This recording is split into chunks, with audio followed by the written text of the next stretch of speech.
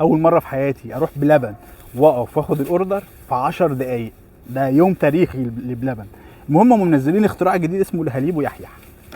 فانا طلبت واحد بالطعميه، هم عندهم طعميه، وواحد مانجا. ده المانجا المفروض تمام اهو بالمنظر ده.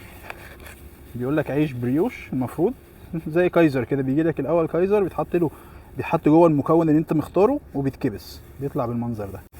وطلبت واحد طعميه. بصوا بقى الطعميه، انا لسه ده انا اتحركت بالظبط دقيقه من عند المكان. بصوا بقى المشكله الحاجات بتسيح. الفكره ان انت لازم تاكلها سخنه، او يعني بعد ما تطلع على طول، ما ينفعش تروح بيها البيت ساقعه كده منعشه. انا بس تعليقي ان اللي نزل لي غير اللي بينزل في الاعلانات. فتعالى ندوق.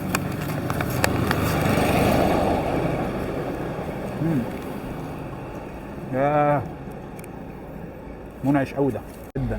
اشوفكم فيديو جديد. كان معاكم حسام حسن، دي كانت تجربه بلبن.